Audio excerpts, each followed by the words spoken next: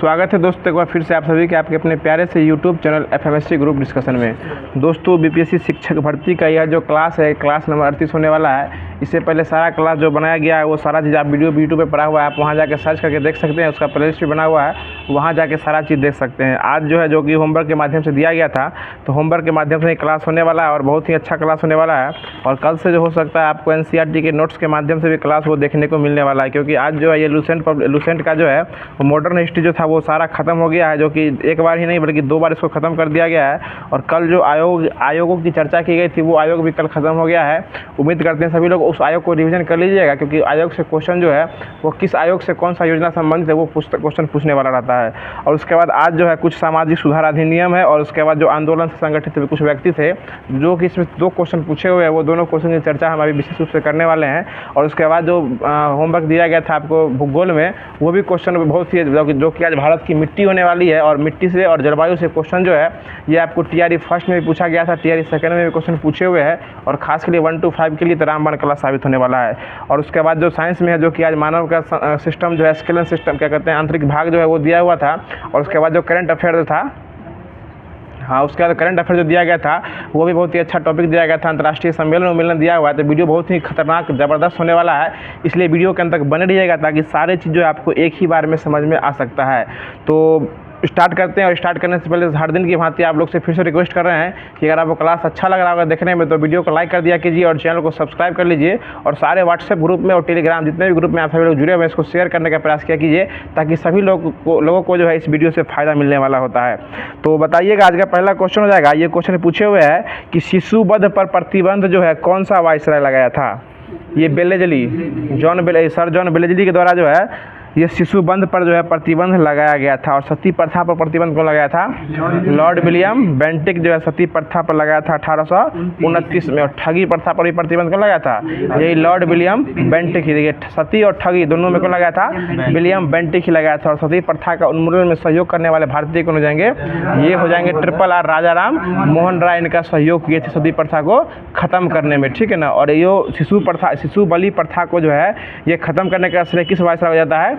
बेलेजली को। बेलेजली जो है शिशु बलि प्रथा को जो है वो बंद किया था। आगे बता दीजिएगा कि दास प्रथा पर प्रतिबंध कौन लगाया था? एलन बरो जो है वो किस पे प्रतिबंध लगाया था? दास प्रथा पर लगाया गया था। और ये 1843 में इसको ख़त्म किया था। और यह दास प्रथा जो है 1833 के चार्टर अधिनियम से जो है ये दास प्रथा स्टार्ट किया गया था, जिसको 1843 में एलन बरो के द्वारा जो क्या कर दिया गया? ख़त्म कर दिया गया, दासता प्रथा से मुक्त कर दिया गया। उसके बाद हिंदू विधवा पुनर्विवाह अधिनियम जो था इसको कौन ख़त्म किए थे? ये ख़त्म नहीं, इसको स्टार्टिंग कौन किए थे? स्टार्टिंग करने वाले हो जाएंगे लॉर्ड कैनिंग। और ये 1856 में किया गया था। यानी विधवाओं से फिर से विवाह करने का अधिनियम 1856 में। और इसका सहायता करने का श्रेय ईश्वर चंद्र विद्यासागर को दिया जाता है। यानी विधवाओं के साथ फिर से विवाह करना जो है ये स्टार्ट करने वाले कौन हो जाएंगे? Lord Canning. सहयोग किए थे, मतलब उस समय सहयोग करने वाले भारतीय वही हो जाएंगे, लेकिन उस समय सारा कुछ तो वायसराय के हाथ में था ना भारत के अंदर, तो वही स्टार्टिंग करने वाले वायसराय कौन हो जाएंगे? लॉर्ड कैनिंग 1856 में किए थे। और एक और है, बता दीजिएगा कि नेटिव मैरिज एक्ट जो कि अंतरजातीय विवाह से संबंधित है। ये भी क्वेश्चन पूछता है कि नेटिव मैरिज एक्ट जो है किससे संबंधित है? अंतरजातीय विवाह, अंतरसंमतीय विवाह, ठीक है ना, विषम जातीय विवाह, इस सब ऑप्शन में देखने को मिलेगा। तो नेटिव मैरिज एक्ट किससे संबंधित है? अंतरजातीय, मतलब एक दूसरे जाति से विवाह जो है कर सकते हैं, मतलब जाति चेंज करके विवाह करना जो था वो उस समय का ये मूल मंत्र बना था। और ये नॉर्थब्रुक के काम में शासन में स्टार्ट हुआ था 1872 में इसको स्टार्ट किया गया था। तो ये चारों याद रखिएगा। पहला शिशु बलि प्रथा पर रोक कौन लगाए थे? बेलेजली के द्वारा शिशु प्रथा पर क्या किया गया था? रोक लगाया गया था। उसके बाद सती प्रथा का उन्मूलन कौन किए थे? लॉर्ड विलियम बेंटिक हो जाएंगे 1829 में। 1830 में किए थे ठगी प्रथा का उन्मूलन वही किए थे। उसके बाद बताइएगा कि हिंदू विधवा पुनर्विवाह कौन लाए थे? कैनिंग लॉर्ड कैनिंग 1856 में लाए थे। और उसके बाद दास प्रथा पर प्रतिबंध को लगाए थे? एलन बरो लगाए थे 1843 में, क्योंकि 1833 का जो चार्टर एक्ट था उसके तहत इसको स्टार्ट किया गया था और खत्म किया गया था 10 साल के बाद इसको खत्म कर दिए थे। कौन कर दिए थे? लॉर्ड एलन बरो के द्वारा खत्म कर दिया गया था। उसके बाद नेटिव मैरिज एक्ट किससे संबंध है? ये अंतरजातीय विवाह, एलन बरो 1872 हो जाएगा। और एक और क्वेश्चन पूछता है शारदा एक्ट। ये शारदा एक्ट किससे संबंधित है? ये बाल विवाह को रोकने के लिए था, ठीक है ना, बाल विवाह को रोकने के लिए था। और इस समय वायसराय कौन हो जाएंगे, इरविन। इस समय वायसराय कौन हो जाएंगे, इरविन। और इसमें जो है मतलब लड़कियों के लिए न्यूनतम आयु कितना था, 14 वर्ष। लड़कियों के लिए 14 वर्ष था और लड़कों के लिए 18 वर्ष हो गया था। और लैंसडाउन जो था ना, एज ऑफ कंसेंट एक्ट, उसमें जो था लड़कियों के लिए विवाहित आयु 12 वर्ष था, उसमें तो 12 वर्ष था। और ये जो था शारदा एक्ट जो था, इसमें लड़कियों के लिए न्यूनतम आयु 14 वर्ष तक जो है लड़कियों को शादी करने की उम्र रखी गई थी और लड़कों के लिए 18 वर्ष। अब कितना है लड़की के लिए, लड़की के लिए 18 है, लड़कों के लिए 21 वर्ष हो गया है। तो एक बताइएगा अगला क्वेश्चन है कि फरेजी आंदोलन जो कि 1819 में स्टार्ट हुआ था, इसको स्टार्टिंग करने वाले कौन हो जाएंगे, ये दादू मियाँ और हाजी सरैतुल्ला। ये याद रखिएगा, हाजी सरैतुल्ला और दादू मियाँ दोनों थे। ऑप्शन में आपको एक रहेगा या दो रहेगा, उसके साथ देख लीजिएगा, दोनों ये थे, दादू मियाँ और हाजी सरैतुल्ला। और यहाँ जो टेस्ट चलता है उसमें भी क्वेश्चन दिया हुआ था, किसी के टेस्ट में देखे थे। हाजी सरैतुल्ला और दादू मियाँ दोनों जो थे फरेजी आंदोलन से संबंधित थे और इसको स्टार्टिंग किया गया था 1819 में। इसको याद रखिए, ये 1819 में इसको स्टार्टिंग किया गया था। आगे बता दीजिएगा, अलीगढ़ आंदोलन जो हुआ था, ये अलीगढ़ में स्टार्ट हुआ था, उसको स्टार्टिंग करने वाले कौन जाएंगे, सर सैयद अहमद खां। सर सैयद अहमद खां। और ये क्या करते हैं, यूनिवर्सिटी से संबंधित था। पहले उसका नाम जो एंग्लो यूनिवर्सिटी करके था और उसको खत्म करके कर दिए थे, अलीगढ़ मुस्लिम यूनिवर्सिटी कर दिए थे। और ये करने वाले कौन थे, सर सैयद अहमद खां हो जाएंगे। और ये 1875 में किए थे। उसके बाद अहमदिया आंदोलन हुआ था। अहमदिया आंदोलन बताइएगा, इसके मतलब स्टार्टिंग करने वाले कौन जाएंगे, गुलाम अहमद। अहमदिया आंदोलन के संस्थापक कौन जाएंगे, गुलाम अहमद हो जाएंगे। और यह भी जो है फरीदकोट कादियान की मर्जा के द्वारा जो है ये स्थान पे हुआ था। आगे बताएगा, नदवताल उलेमा जो है ये आंदोलन हुआ था। देखिए नाम सब सुनने में उटपटांग है, इसलिए याद जल्दी होगा नहीं। नदवताल उलेमा जो है यह किया गया था मौलाना शिबुली नुमानी के द्वारा।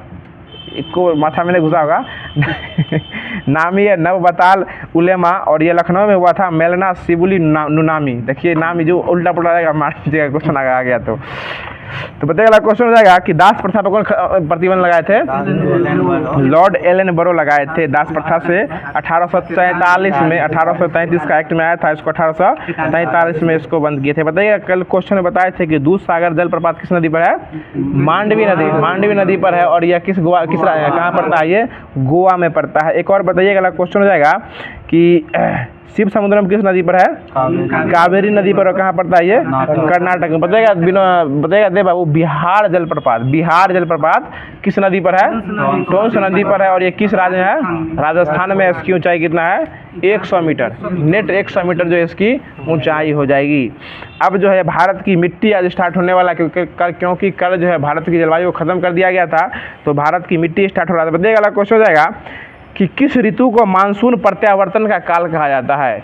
तो ये शरद ऋतु को मानसून प्रत्यावर्तन का काल कहा जाता है, क्योंकि शरद ऋतु के बाद क्या होती है, वर्षा स्टार्ट हो, मतलब वर्षा के बाद कौन सी ऋतु स्टार्ट होती है, शरद ऋतु ही स्टार्ट होने वाली होती रहती है। यानी बरसात के बाद जो ठंडी स्टार्ट हो जाता है, इसलिए इसको मानसून प्रत्यावर्तन का काल कहा जाता है।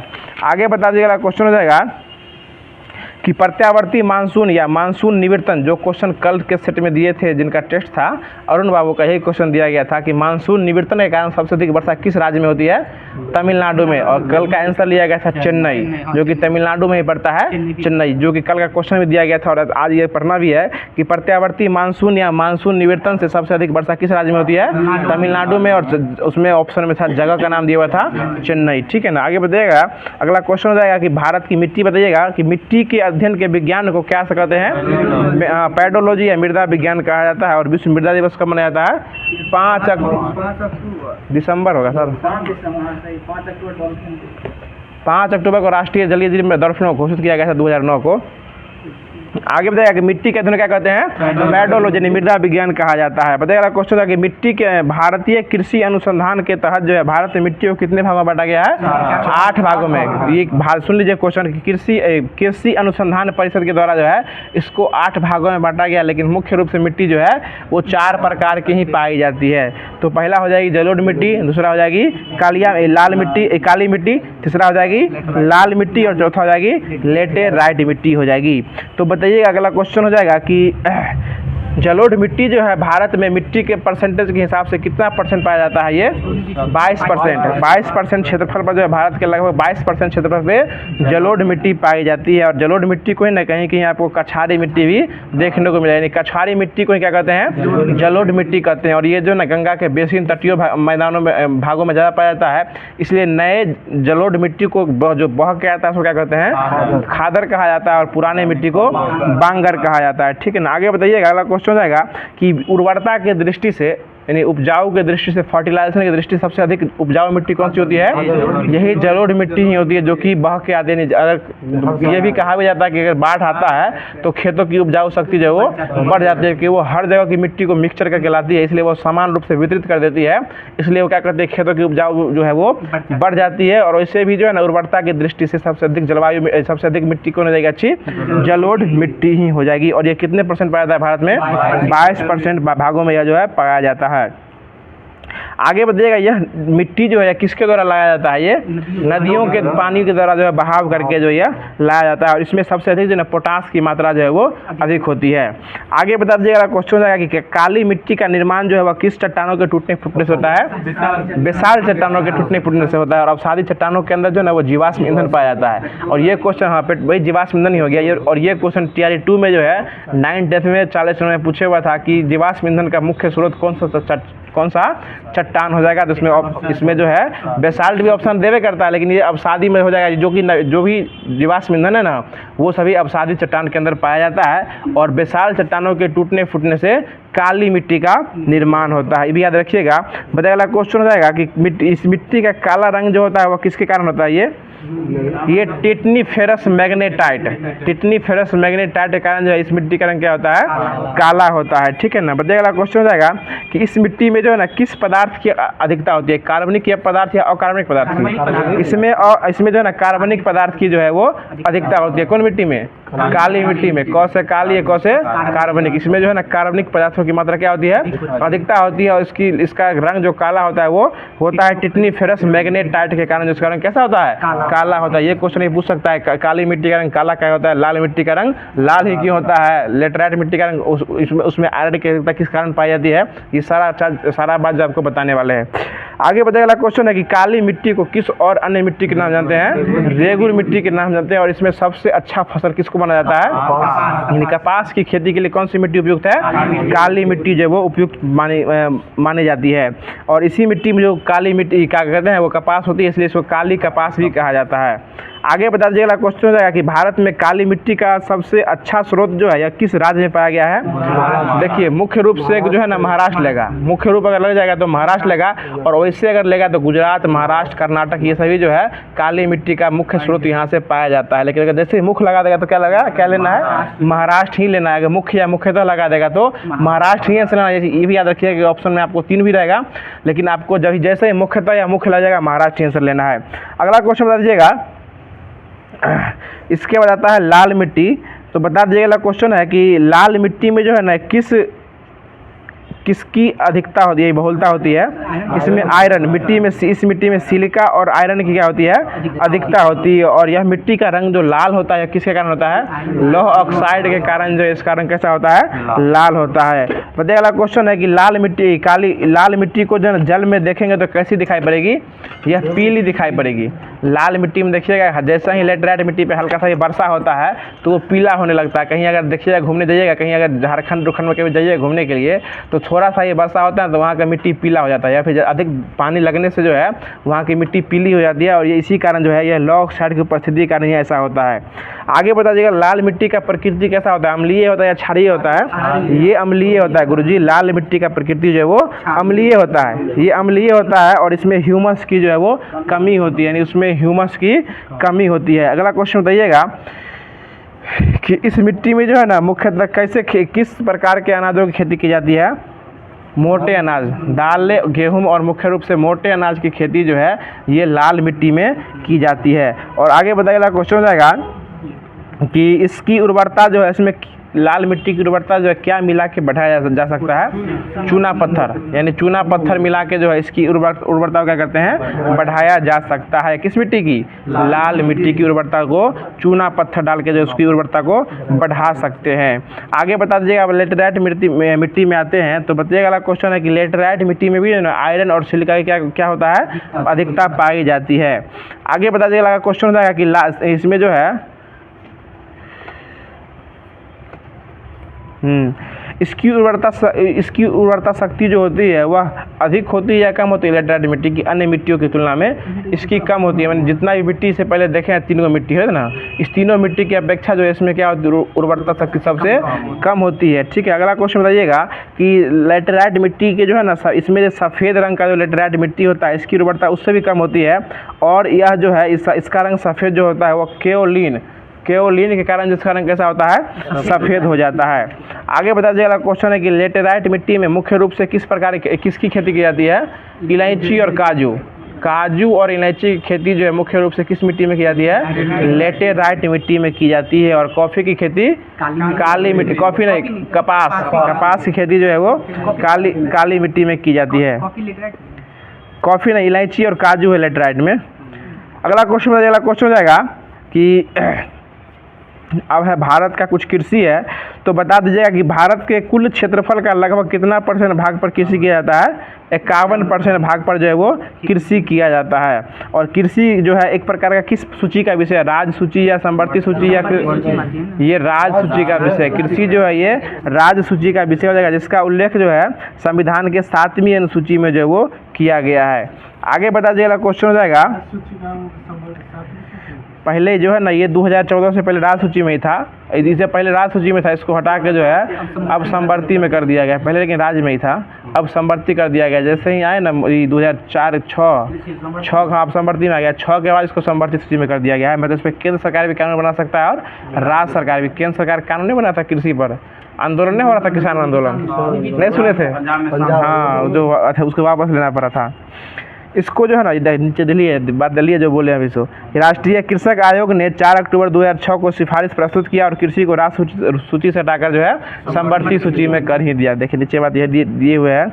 आगे बता दीजिएगा, क्वेश्चन है कि स्वतंत्र भारत के मंत्रिमंडल में पहले कृषि और खाद्य मंत्री कौन बने थे? डॉक्टर राजेंद्र प्रसाद जो है प्रथम स्वतंत्र भारत में प्रथम जो है कृषि और खाद्य मंत्री बने थे। आगे बता दीजिएगा, क्वेश्चन है कि भारत में खाद्यान्नों के अंतर्गत आने वाले कुल क्षेत्रों में कितने % क्षेत्रों में जो चावल की खेती की जाती है? 47।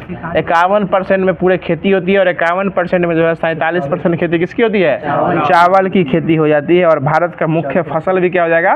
चावल ही हो जाएगा। ठीक है ना। और भारत जो है विश्व में कितना % चावल उत्पादन करता है? ये 21.7% जो है भारत पूरे विश्व का चावल जो है वो उत्पन्न करता है। और चावल उत्पादन में प्रथम स्थान कौन है? चीन है। भारत का स्थान क्या है? दूसरा स्थान पे कौन है? भारत है। और पहला स्थान में चावल में चीन हो जाएगा। ठीक, आगे बताइएगा।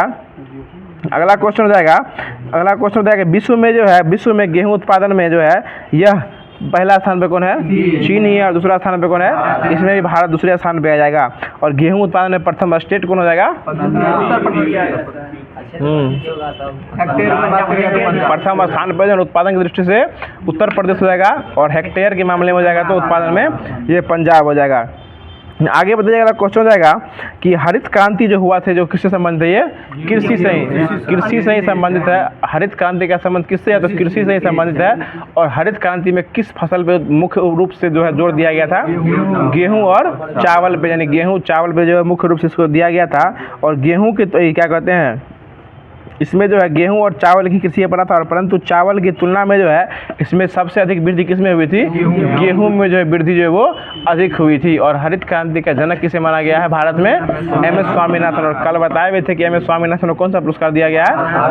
भारत रत्न जो है वो दिया गया है। अब बताइएगा कि इसमें जो कुछ उससे संबंधित खेती होता है वो भी पूछ सकता है। बताइएगा सेरीकल्चर में क्या होता है? रेशम कीट का पालन किया जाता है, उत्पादन नहीं होता है, पालन किया जाता है। बताइएगा मधुमक्खी पालन क्या कहलाता है? एपीकल्चर। मछली पालन पीसीकल्चर हो जाएगा। फूलों का उत्पादन फ्लोरिकल्चर, फूलों का खेती, फूलों का उत्पादन फ्लोरिकल्चर हो जाएगा। और फूलों का खेती हो जाएगा तो एंथोलॉजी हो जाएगा। आगे जाएगा फूलों का अंगूर की खेती क्या होगा? विटीकल्चर। केचुआ का पालन वर्मी कल्चर, फलों का उत्पादन पोमोकल्चर। अध्ययन होगा तो ना लॉजिक हो जाएगा, उत्पादन होगा तो कल्चर हो जाएगा। बताएगा हवाओं में पौधों का उगाना एरोपोनिक्स, एरोपोनिक्स हवाओं में पौधों का उगाना, और पानी में उगाना तो हाइड्रोपोनिक्स हो जाएगा, ठीक है ना, जल में उगाना मानो। बताएगा सब्जी के उत्पादन क्या कहलाता है, ओलेरी कल्चर। ओलेरी कल्चर जो है वो सब्जियों का उत्पादन जो है वो ओलेरी कल्चर कहलाता है। अब जो है बताइएगा अगला क्वेश्चन जाएगा, ये खत्म हो गया है। अब जो दृष्टि में दिया गया था बायोलॉजी में जो कि अगला दूसरा चैप्टर हो जाएगा मानव शरीर के तंत्र यानी human body, system of human body, इसको स्टार्ट कर रहे हैं। तो बताइएगा अगला क्वेश्चन हो जाएगा, देव बाबू आपके लिए क्वेश्चन है कि मनुष्य की जो है आहार नाल जो होती है वह कितनी फीट लंबी होती है, 30 फीट। 30 फीट जो है वो क्या होती है, छोटी आंत 22 फीट होता है। छोटी आंत जो है ना शायद मीटर होता है, नहीं छोटी आंत जो है ना, आंत की लंबाई 22 फीट होती है, फीट में हो जाएगा। और मीटर में 6 से 7 मीटर होता है छोटी आंत का लंबाई। फीट अलग है, मीटर अलग है। लेकिन मनुष्य की आहार नाल की लंबाई जो होती है ना, जो मुंह के गुहा से शुरू होती है और अमाशय तक जाती है ना, वो पूरी कितनी होती है, 30 फीट होती है, ठीक है। आगे बताया क्वेश्चन हो जाएगा कि जो कि कहाँ से स्टार्ट होती है, मुंह से स्टार्ट होती है और गुदा तक फैली होती है। गुदा समझते हैं ना, जहाँ से बाहर निकलता है सिस्टम सब, वही उसको गुदा कहते हैं। आगे बताया क्वेश्चन है कि मुख गुहा जो है किसका पहला भाग हो जाएगा, ये आहार नाल का। यानी आहार नाल का पहला भाग क्या होता है, मुख गुहा होता है। और भोजन का पाचन भी सबसे पहले कहाँ स्टार्ट होता है, मुख से ही भोजन का पाचन जो है वो स्टार्टिंग हो जाता है, शुरुआत वहीं से होता है।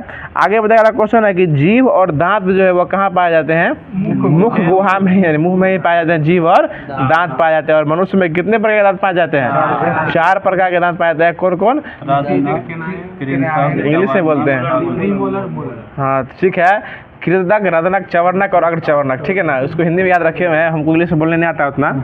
कृदक होगा इंसाइजर, रदनक होगा कैनाइन, अग्रचवर्णक प्री मोलर और चवर्णक हो गया तो मोलर हो जाएगा, ठीक है ना। आगे बताइएगा फाड़ने वाला काम कौन करता है, हाँ ये रदनक। रदनक जो है जो नहीं की वाला, दुगो जो रहता है, दुगो आगे वाला, वो फाड़ने का, किसी को काम फाड़ने का काम करता है, उसको कैनाइन कहते हैं। आगे बताइएगा क्वेश्चन जाएगा, जो मनुष्य में भोजन का पाचन कहाँ स्टार्ट होता है, मुख से होता है। और मुख के भोजन में भोजन में क्या मिलता है जो वो स्टार्टिंग हो जाता है, लार। लार मिलता है, जिसके कारण वो क्या होता है, उसको भोजन को मथने का काम होने से स्टार्ट जो है वो कर देता है। कभी अगर विश्वास न हो कि लार कैसा होता है तो थोड़ा सा भोजन लीजिएगा अंदर में, उसको उगल के देखिए आपको लज्जा निकलेगा अंदर, ठीक है ना, वही लार रहता है। आगे बताएगा क्वेश्चन हो जाएगा, जो मनुष्य में कितने जोड़ी जो है लार ग्रंथियाँ पाई जाती है, 3 जोड़ी जो है लार ग्रंथियाँ पाई जाती है। और लार ग्रंथियाँ में कितना परसेंट जो है वो जल रहता है, 99%। सबसे अधिक जो उसमें जल ही रहता है, 99% क्या होता है, उसमें जल ही रहता है, ठीक है ना। बताइए क्वेश्चन है कि लार में मुख्य रूप से 2 पाचक एंजाइम पाए जाते हैं, उसको क्या कहते हैं, उसको टाइलिन और लाइसोजाइम कहा जाता है। टाइलिन और लाइसोजाइम पाया जाता है। बताइएगा कि किसमें जो है लार ग्रंथियाँ नहीं पाई जाती है, अपवाद में है 2, मेढक और ब्लू व्हेल।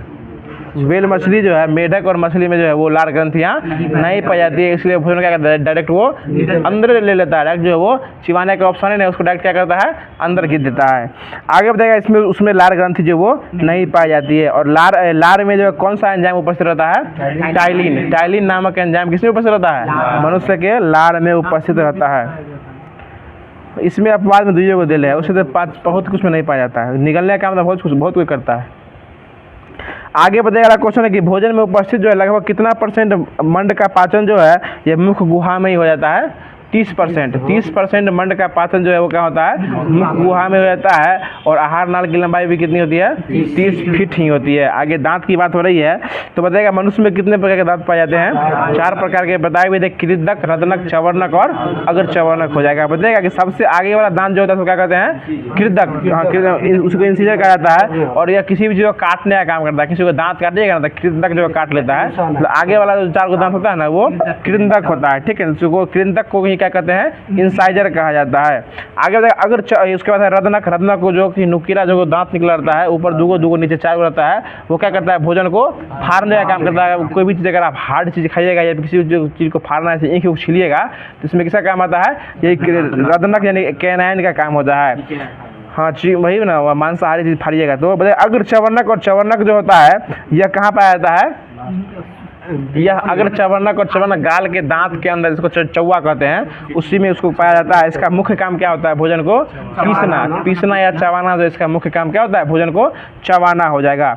आगे बताइए, अगला क्वेश्चन है कि तीसरे चवर्णक लगभग जो कितने वर्ष की आयु में निकलते हैं? 20 वर्ष की आयु। 20 वर्ष के आयु के बाद जो निकलते हैं, और उसमें इसको जो है ना क्या कहते हैं? उस दांत को अकल चौह यानी बुद्धिमान वाला दांत कहते हैं। इसी को विजडम टीथ कहा जाता है। इसको अकल चौह भी कहा जाता है, यानी अक्ल वाला दांत तब निकलता है 20 साल के बाद। समझ रहे हैं ना? 20 साल के बाद दांत निकलता है ना, उसको अकल चौह कहते हैं। आगे बताएगा, अगला क्वेश्चन होगा कि मनुष्य में जो है ना कितने प्रकार के अकल चौह निकलते हैं? 4 गो दांत जो है ना वो अकल चौह निकलते हैं मनुष्य में, 20 साल के बाद निकलता है। आगे बताइएगा, अगला क्वेश्चन है कि दांत या इनामेल जो होती है यह किसकी बोल ही दिए। दांत की ऊपरी परत क्या होती है? वो इनामेल का बना होता है। सबसे क्या होता है? मानव शरीर का कठोरतम भाग जो है वो इनामेल का बना होता है। आगे बताइए, क्वेश्चन हो जाएगा कि मुख्य गुहा का जो पिछला भाग होता है, सबसे पीछे वाला भाग, जिसको क्या कहते हैं? लल्ली कहते हैं मोटा भाषा में। उसको ग्रास नली भी कहते हैं। ग्रास नली या ठोठी या नल्ला कहते हैं, करने का जिसको लल्ली, वही कहते हैं इसको। देखिए लिबलिबी इसी ने यहाँ पर लगा रहता है, इतना लटकल रहता है, उसी को जो है ग्रास नली कहा जाता है। आगे बता दिया, क्वेश्चन जाएगा कि मुख्य गुहा से लार भोजन ग्रसनली में पहुंचता है और यह एक नली के द्वारा आमाशय में जाके खुल जाता है। तो यह किस क्रिया के द्वारा जो है भोजन नीचे की ओर सरक जाता है? कर्माकुचन। कर्मानुकुचन के द्वारा जो क्या होता है? भोजन नीचे की ओर सरक जाता है। कभी उल्टा होकर भोजन खा के देखे हैं? मुंह पाँव ऊपर नीचा मुंह खा के देखिएगा, भोजन जो है ऊपर के बाद नीचे जाकर ऊपर आ जाएगा, ठीक है ना? ये जो है सरकने का काम जो है कर्मानुकुचन क्रिया के द्वारा क्या होता है? भोजन नीचे की ओर सरक जाता है। इसलिए लोग बोलता है कि लेट के नहीं खाना चाहिए, सो के जो है वो खाना या पानी पीना जो है वो नहीं चाहिए। इसलिए कभी कभी देखते हो जाएगा पीता तो उल्टा नहीं आता, नाक में पानी निकल जाता है। ये उल्टा क्रिया कभी कभी हो जाती है। आगे बताइएगा, क्वेश्चन हो जाएगा और बताइएगा कि ये ग्रास नली जो होती है उसमें भोजन को पाचन की क्रिया होती है नहीं होती है? भोजन की पाचन की क्रिया ग्रास नली में नहीं होती है। उसका मुख्य काम क्या होता है? वो वहाँ से उसका एक रास्ता बना हुआ है, वहाँ ऊपर से लीजिए डायरेक्ट, वहाँ क्या करेगा? पेट में ग्रास नली मिला के उसको क्या करेगा? नीचे अमाशय मिला के उसको जो है वो छोड़ देगा। बाकी अमाशय में जो एंजाइम जो रहता है, उसके बाद जो HCl अम्ल जो निकलते रहता है, वो सब जो है ग्रंथि जो जठरस निकलता है, वो छोटी आंत में जो है वहीं जाके निकलते रहता है। और मनुष्य में भोजन जो है वो कहाँ जाके पचता है? छोटी आंत। यानी पूरा भोजन पचता कहाँ है? छोटी आंत में। बाकी जो अवशिष्ट पदार्थ बच जाता है वो कहाँ चला जाता है? बड़ी आंत में। उसमें से पानी का निष्कासन हो जाता है और बाकी जो सिट्ठी यानी जो ठोस और रवा बच जाता है उसको मुख्य मल द्वार से क्या कर देता है? बाहर कर दिया जाता है। आगे बताइएगा, क्वेश्चन हो जाएगा कि अमाशय की भीतरी दीवार पर जो है कौन सी ग्रंथियाँ पाई जाती है? जठर ग्रंथियाँ। जो जठर ग्रंथियाँ पाई जाती है, और जठर ग्रंथियों में जो इसका मुख्य अमाशय जो होता है, इसका प्रोटीन का मुख्य पाचन स्थान कहाँ होता है? ये अमाशय में ही होता है। प्रोटीन का मुख्य पाचन कहाँ होता है? अमाशय में ही होता है। प्रोटीन का मुख्य रूप से पाचन जो है वो अमाशय में ही होता है। और अमाशय को इंग्लिश में क्या कहते हैं? स्टोमच कहा जाता है। स्टोमच कहा जाता है, इसको पेट कहिए। आगे बताएगा, क्वेश्चन है कि जठर रस जो होता है, जठर ग्रंथियां से जो रस निकलता है उसको क्या कहते हैं? जठर रस कहते हैं। ये बहुत ही हार्ड होता है और इसका ये अम्लीय होता है या क्षारीय होता है? यह अम्लीय होता है। जठर रस अम्लीय होता है और बहुत ही खतरनाक अम्लीय होता है, बहुत ही हार्ड अम्ल होता है इसमें। ये मतलब किसी भी हार्ड चीज़ खाइएगा ना, कितना भी हार्ड, उसको गलाने का काम यही जठर रस करता है। और इसका अम्लीय, इसका pH मान कितना होता है? 1.8 जो है ये जठर रस का क्या होता है? pH मान होता है। बहुत ही अम्लीय होता है ये। आगे बताएगा, क्वेश्चन जाएगा कि जठर रस के अंतर्गत देखिए पाचक एंजाइम में पेप्सिन भी आता है, रेनिन भी आता है, हाइड्रोक्लोरिक अम्ल भी आता है और म्यूकस भी आता है। ये सभी जो एंजाइम आता है ये सभी जठर रस के अंतर्गत ही आ जाएगा। आगे बता दीजिएगा, क्वेश्चन आएगा कि दूध जो होता है, दूध ये किस क्रिया द्वारा पचता है? ये रेनिन द्वारा दूध जो है बदलता है और यह प्रोटीन को कैसिन में बदल देता है। अगला क्वेश्चन बताएगा कि मनुष्य की आंत की लंबाई लगभग कितनी फीट होती है? 22 फीट। 22 फीट जो है वो आंत की लंबाई होती है। और बताइएगा, शाकाहारी की आंत लंबी होती है मांसाहारी की? शाकाहारी। जो कि गाय हुआ, जैसे गाय बकरी सब जो है, शाकाहारी जो होता है उसका आंत क्या होता है? लंबा होता है। और जो मांसाहारी होता है उसका आंत छोटा होता है। आगे बताइएगा, मनुष्य की आंत को 2 भागों में बांटा गया। कौन कौन आंत हो जाएगा? छोटी और बड़ी। छोटी आंत और बड़ी आंत हो जाएगा। देखिएगा, छोटी आंत में मुख्य रूप से भोजन क्या होता है? पाचन हो जाएगा। और बड़ी आंत में उसको स्टॉक किया जाता है। तो छोटी आंत में भोजन आते ही जो है इसमें 3 प्रकार का रस मिलता है। और 3 रस कौन कौन रस होता है? वो पहला हो जाएगा, वो तो एंजाइम हो गया, लाइपेज जो बोल रहे हैं। रस की बात बोलिएगा तो रस पित्त रस हो जाएगा, आंत रस हो जाएगा और अग्नाशय रस। 3 रस जो होता है, पित्त रस, अग्नाशय रस और आंत रस जो है, ये 3 रस जो है ये छोटी आंत में भोजन में क्या होता है? मिलने लगता है, उसका भोजन पच जाता है। जठरस तो हाँ जठरस भी होगा, लेकिन वो जठरस जो है ना वो स्रावित होता है, वो आमाशय में होता है, लेकिन छोटी आंत में 3 प्रकार का रस छोटी आंत छोड़ता है वो पचाने के लिए। बताएगा पित्त रस का रंग कैसा होता है? ये पित्त रस का रंग जो है ये हल्का पीला और गाढ़े रंग का होता है, ठीक ना।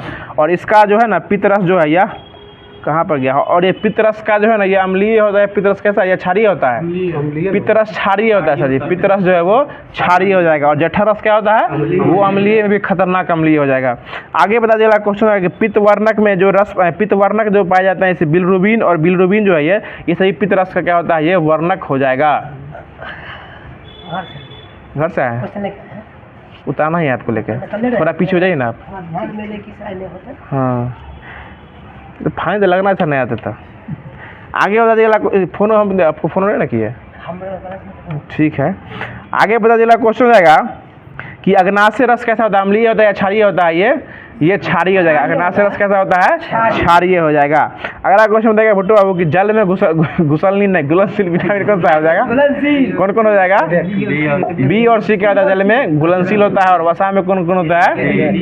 ADE जो है ये वसा में घुलनशील हो जाएगा। आगे बताया अगला क्वेश्चन जाएगा कि यदि किसी व्यक्ति का पित्ताशय अगर निकाल दिया जाएगा तो उसमें वसा का पाचन होगा कि नहीं होगा? नहीं होगा। अगर पित्ताशय ही निकाल देगा उसमें वसा का पाचन जो है वो नहीं हो पाएगा, पथरियों हो जाता है कभी कभी, वो आपको होने वाला होगा। अगला क्वेश्चन बताइए, अगला क्वेश्चन रहेगा कि आंत रस जो होता है उसका रंग कैसा होता है? ये भी हल्का पीला रंग का हो जाएगा, ठीक है ना। जो कि आंत से रस जो रस निकलता है उसको आंत रसीय शराब कहा जाता है। आगे बताया अगला क्वेश्चन रहेगा कि मनुष्य में लगभग कितना लीटर आंत रस जो है प्रतिदिन शराब होता है? 2 से 3 लीटर।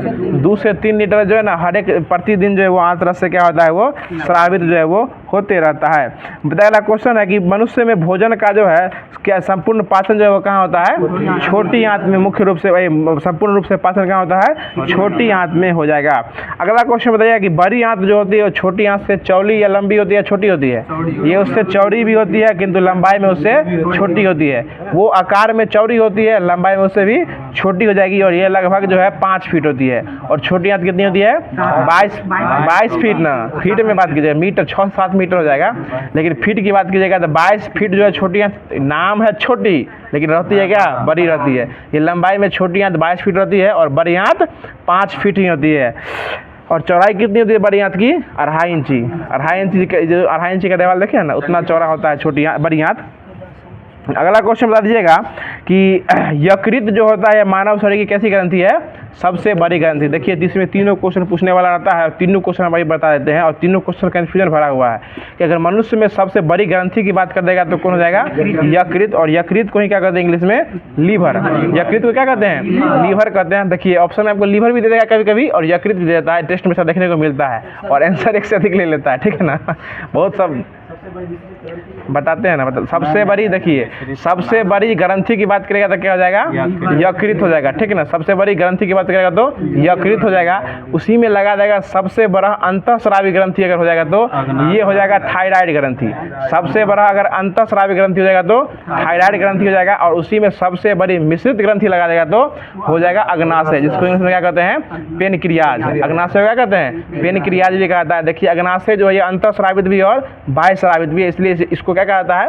मिश्रित ग्रंथि कहा जाता है। और मानव शरीर में सबसे बड़ी मिश्रित ग्रंथि कौन सी है? पेनक्रियाज हो जाएगी। और सिर्फ अगर ग्रंथि की बात करेगा तो यकृत हो जाएगा और अंतःस्रावी होगा तो थायराइड ग्रंथि। सबसे बड़ी अंतःस्रावी ग्रंथि कौन हो जाएगी? थायराइड ग्रंथि। और मिश्रित की बात करेगा तो पेनक्रियाज हो जाएगा। और सिर्फ ग्रंथि की बात करेगा तो देखिए यकृत है। तीनों फंसने वाला है, ऑप्शन में तीनों मिलेगा आपको, ठीक है ना। ऐसा होता ही है, याद रखिएगा। फिर से बोल देते हैं, मनुष्य में सबसे बड़ी ग्रंथि कौन हो जाएगी? यकृत। यकृत इंग्लिश से बोलिए लीवर हो जाएगा। और सबसे बड़ी अंतःस्रावी ग्रंथि कौन हो जाएगी? थायराइड ग्रंथि हो जाएगी। और उसी में मिश्रित लगा देगा तो अग्नाशय यानी पेनक्रियाज। अग्नाशय जो है ना ये अंदर भी रस छोड़ती है और बाहर भी, अंदर और बाहर दोनों काम करती है, इसलिए इसको मिश्रित कहा गया है। अगला क्वेश्चन बताइएगा कि विटामिन ए का संश्लेषण जो कहाँ होता है? यकृत में ही होता है। यानी विटामिन ए का संश्लेषण कहाँ होता है? यकृत में होता है।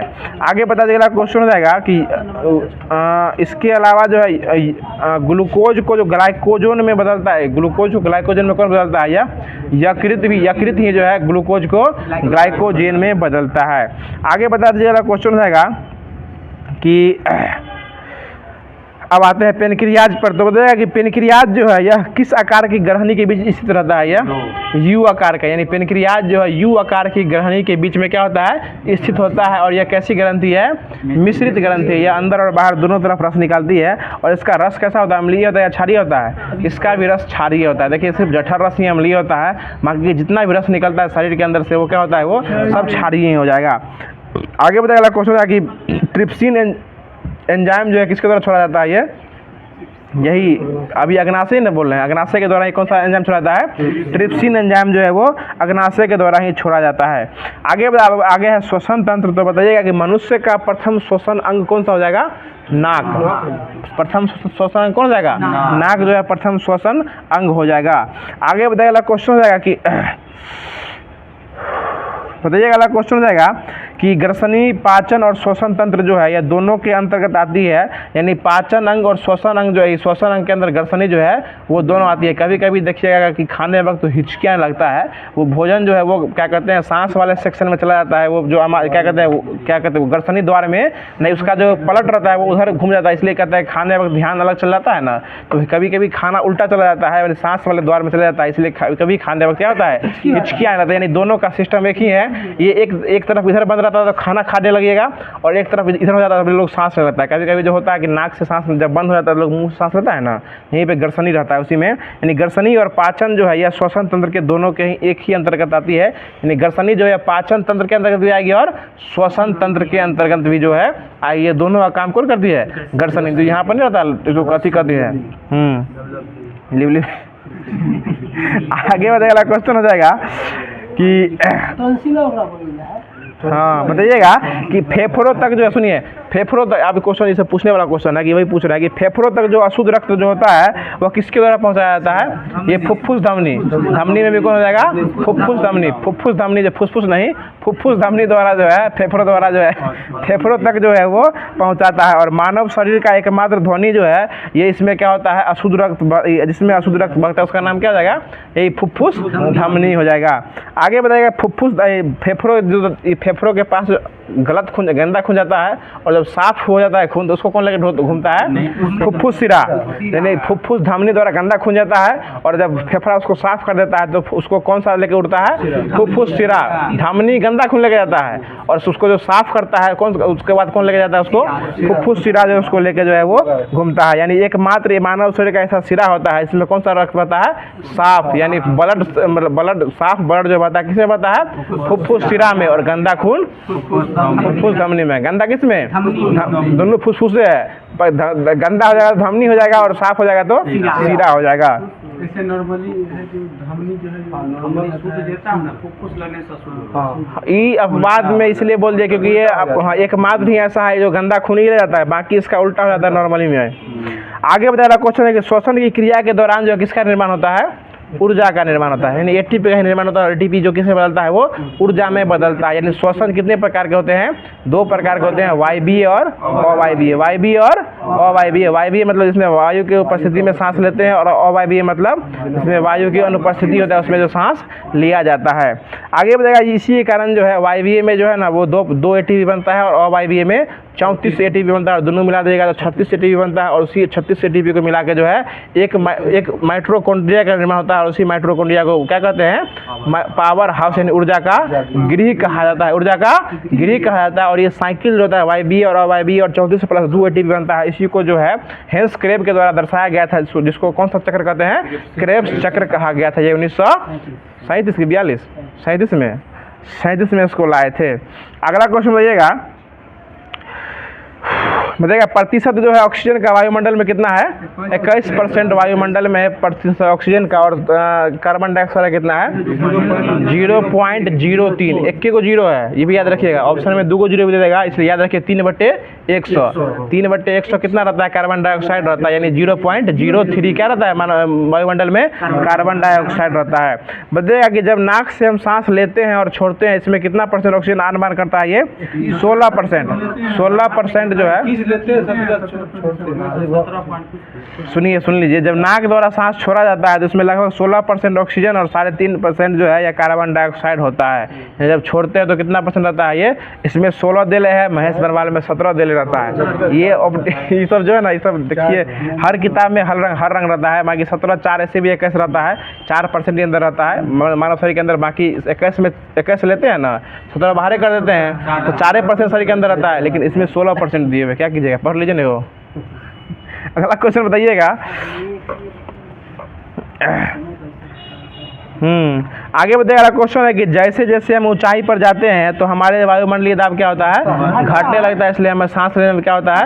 तकलीफ होने लगता है। हमारा ब्लड प्रेशर क्या होता है? बढ़ जाता है। बहुत अच्छा जवाब। और सांस हम क्या करते हैं? तेजी से जल्दी जल्दी चाहते हैं सांस हम ले, मतलब हमारे अंदर ऊर्जा की कमी होने लगती है और क्रेब्स साइकिल उस समय स्पीड में काम करने लगता है, ठीक है ना। और वो एटीपी का निर्माण होता है, स्पीड में करे, इसलिए सांस जो है वो क्या करता है? तेजी से लेने लगता है। आगे बताइए कि रक्त में रुधिर प्रसंचरण की खोज कौन किए थे? विलियम हार्वे के द्वारा किया गया था। आगे बताइए। अगला क्वेश्चन है कि दिल का वजन कितना ग्राम होता है? 300 ग्राम। दिल कितना ग्राम का होता है? 300 ग्राम। दिल दिया 300 ग्राम। दिल दिया 300 ग्राम। दिल होता भी 300 ग्राम का होता है। और यह प्रति मिनट जो है कितना बार धड़कता है? 70 से 80 बार, यानी 72 बार मानिए ना, 72 देता है, 70 से 80 बार इसमें दिए हुए हैं ये। और वयस्क मनुष्य में रक्तचाप कितना होता है?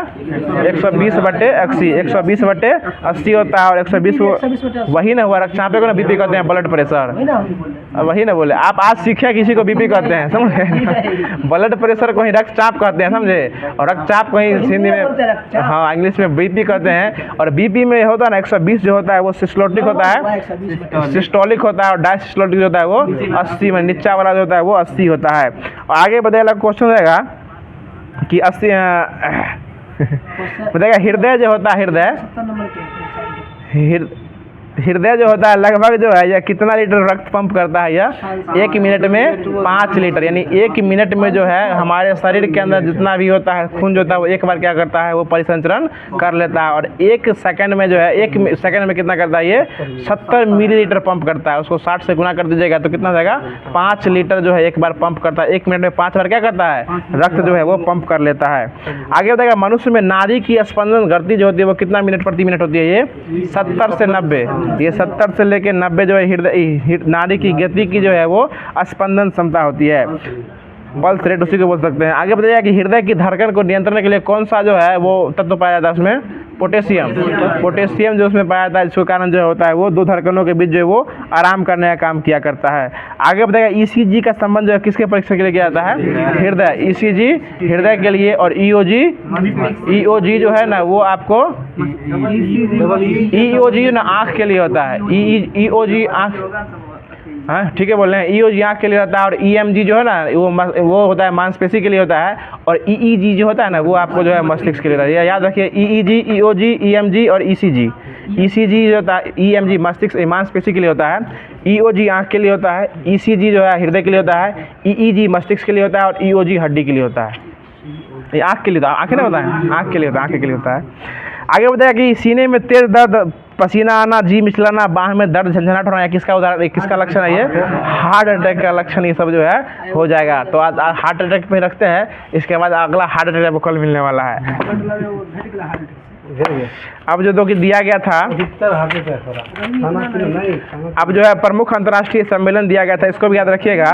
और ये 40 नंबर में जो महत्वपूर्ण क्वेश्चन बनता है, इस प्रकार हर बार जो क्वेश्चन दिया गया था इस प्रकार टीआरई फर्स्ट में दिया गया था I2 U2 का संबंध किस किस देश से है, इस बार जैसे पूछा गया था ठीक उसी प्रकार ये अंतर्राष्ट्रीय सम्मेलन से जो है ये क्वेश्चन पूछने के चांस हर बार ज़्यादा रहती है, इसलिए इसको स्टार्ट करते हैं। बताइएगा कि 7वां हिंद महासागर सम्मेलन जो हुआ कहाँ हुआ? ये पर्थ ऑस्ट्रेलिया में हुआ है, जो कि कहाँ पड़ता है। इसमें भाग लेने वाले भारत के सबसे कौन हो जाएंगे? ये विदेश मंत्री हो जाएंगे। कौन है विदेश मंत्री? एस जयशंकर जो है यहाँ के विदेश मंत्री हो जाएंगे। अगला क्वेश्चन बताइएगा, अगला क्वेश्चन जाएगा कि विश्व आर्थिक मंच की जो 24वीं बैठक हुई है कहाँ हुई है? दाओस में हुई है। और दाओस में इसकी हर बार बैठक कहाँ होती है? दाओस में ही होती है। और दाओस कहाँ पड़ता है? स्विट्जरलैंड में ही पड़ता है। अगला क्वेश्चन बताइएगा नाम का जो धर्मनिरपेक्ष बोलना है, गुट निरपेक्ष आंदोलन जो हुआ है इसका बैठक कहाँ हुआ है? ये युगांडा में हुआ। और युगांडा की राजधानी कहाँ है? कंपाला। वहीं कंपाला में हुआ है यह जो है 19वें क्रम का क्या हुआ है, बैठक हुआ है। आगे बताया COP 28 जो हुआ ये कहाँ हुआ है, UAE में हुआ है, सऊदी अरब नहीं UAE में हुआ है। और COP 27 हुआ था वो मिस्र में हुआ था। COP 28 कहाँ हुआ है, UAE में हुआ है। और COP 29 कहाँ होगा, बाकू में होगा, अजरबैजान की राजधानी बाकू में होगा। COP मतलब होता है कॉन्फ्रेंस ऑफ पार्टी। और इसकी बैठक जो है ये 28 को बैठक अभी तक जो है वो हो चुकी है। ये पूरे विश्व स्तर का बैठक होता है। इसमें 28वें क्रम का जो हुआ है ये हुआ है, इस बार हुआ है 28वें क्रम का 2023 में हुआ है, 2023 में हुआ। और कहाँ हुआ है, UAE में हुआ। और इसी COP 28 के बैठक में सबसे अच्छा राज्य का दर्जा किसे दिया गया है, बिहार राज्य को दिया गया। ये भी याद रखिएगा, इसलिए सबसे अच्छा राज्य का दर्जा किसे दिया गया है, बिहार को दिया गया। और अगला COP वाला कहाँ होगा, ये 2029वां नंबर का होगा। सो ये अजरबैजान की राजधानी बाकू में होने वाला। अब तो याद हो गया होगा। ये अगला क्वेश्चन बताइएगा कि 5वां विश्व कॉफी सम्मेलन ये किस राज्य में हुआ है। कॉफी कहाँ होता है, कर्नाटक में हुआ है, बेंगलुरु में हुआ है इसको। और इसका शुभंकर रखा गया है कॉफी स्वामी। इसका शुभंकर क्या रखा गया है, कॉफी स्वामी। और 2024 में जो योग दिवस हुआ है 21 जून को मनाया जाता है, इसका भी योग दिवस का थीम याद रखिएगा। थीम ही पूछता है इसका थीम क्या है इस बार, स्वयं और समाज के लिए योग। स्वयं और समाज के लिए, हम भी योग करेंगे और पूरे समाज को योग करवाएंगे। इसका थीम यह रखा गया स्वयं और समाज के लिए योग। यह 2024 का थीम रखा गया है।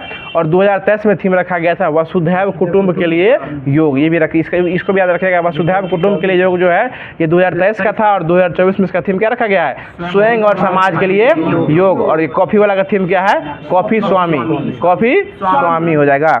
आगे बताया अगला क्वेश्चन है कि नाटो का शिखर सम्मेलन जो हुआ है 33वें क्रम का, ये कहाँ हुआ है, लिथुआनिया में हुआ है। ये लिथुआनिया में हुआ है। बताइएगा ब्रिक्स में अब कितना देश हो गया है, 10 गो देश हुआ है। 5 गो देश पहले था, अब 5 गो जो ऐड हुआ है ये किस बैठक में ऐड किया गया, इसको ये पूछ सकता है, ठीक ना। ये आपको 15वें क्रम का ब्रिक्स का बैठक था। और ये 15वें क्रम का जो हुआ है कहाँ हुआ, ये सबसे लास्ट में ब्रिक्स में ऐसा आता है ना एस, तो ये साउथ अफ्रीका में इसका जो है ये बैठक किया गया है। और उसमें अर्जेंटीना बाहर हो गया है। इसमें 5 गो देश जो है और शामिल हुआ है। देखिए क्वेश्चन आप सीधा नहीं पूछने वाला कि ब्रिक्स में कितने देश हैं, सब जान गया, अब 10 गो देश हो गया है। लेकिन ये इस 10 गो देश जो है पहले 5 गो था और अब कितना हो गया है, 10 हो गया। 5 गो जो और ऐड हुआ है 2023 में, इसका बैठक कहाँ हुआ था, ये साउथ अमेरिका में हुआ था, ये साउथ अफ्रीका में हुआ था। और दक्षिण अफ्रीका बोलिए ना उसको, दक्षिण अफ्रीका में हुआ था। और ये जो 5 गो देश उसमें और ऐड हुआ था। आगे बताया क्वेश्चन है कि 43वें क्रम का आसियान शिखर सम्मेलन हुआ, ये कहाँ हुआ था, जकार्ता इंडोनेशिया में हो जाएगा। ठीक है, आगे बताएगा एससीओ का सम्मेलन कहाँ हुआ है, 2010 में नई दिल्ली में हुआ है। ठीक है, आगे बताएगा क्वेश्चन हो जाएगा कि संयुक्त राष्ट्र जल सम्मेलन जो हुआ ये कहाँ हुआ है, अमेरिका में हुआ है। और एक 12वें क्रम का विश्व हिंदी सम्मेलन हुआ, ये कहाँ हुआ है, फिजी में हुआ। और फिजी के प्रधानमंत्री जो थे, जो कि राम मंदिर के उद्घाटन में आए थे, विमान प्रसाद यादव, विमान प्रसाद उनका नाम था, विमान, हाँ वो कहाँ के थे, फिजी के ही थे। यही फिजी के उप प्रधानमंत्री थे, जो कि राम मंदिर के उद्घाटन में पहले विदेशी नेता बनने के आए थे। जो कि राम मंदिर का उद्घाटन कब हुआ था, 22 जनवरी 2024 को किया गया था। तो ये जो कि दिया गया था आज को होमवर्क, बात नहीं कीजिए, सुनिए ना, बात नहीं कीजिए। जो ये होमवर्क दिया गया इसको पूरे इसके माध्यम से ख़त्म कर दिया गया है। बाकी ये क्लास आपको कैसा लगता है कमेंट बॉक्स के माध्यम से जरूर बताइएगा। अगर आपको भी क्लास अच्छा लगता है और ये डेली इसी क्लास से जुड़ना चाहते हैं तो हमारे इस चैनल को सब्सक्राइब कर लीजिए और इसको बृहत स्तर पर बढ़ाने का काम किया कीजिए। क्योंकि आप सभी लोग से रिक्वेस्ट है कि जितना इस वीडियो को देखिएगा उतना इसको शेयर कीजिएगा, उससे सभी लोगों को फ़ायदा मिलने वाला है। और शिक्षा का ऐसा मूल मंत्र ही है कि शिक्षा जितना बांटिएगा उतना आपका बढ़ने वाला है, इसमें घटने की कोई चांस नहीं होने वाली है। तो फिर यह मिलते हैं इसी के अगले सेशन के साथ। तब तक के लिए अगर क्लास अच्छा लगा हो तो कमेंट बॉक्स में दिल जरूर भेजा कीजिएगा और उसके बाद अपना प्यारा सा कमेंट जरूर किया कीजिएगा कि क्लास कैसा लग रहा है। और कल से जो है आपको ना ये एनसीईआरटी या कुछ विशेष सम्मेलन जो है वो विशेष मतलब इसमें जो है होमवर्क में तबादला किया जाएगा और कुछ एनसीईआरटी या कुछ इंपॉर्टेंट फैक्ट भी इसमें लाने का प्रयास किया जाएगा। तो फिर मिलते हैं इसके अगले सेशन के साथ। तब तक के लिए खुश रहिए, मुस्कुराते रहिए और हमारे चैनल को सब्सक्राइब कर लिए तो बहुत अच्छी बात है। अगर नहीं किए तो सब्सक्राइब कर लीजिए। धन्यवाद, जय हिंद।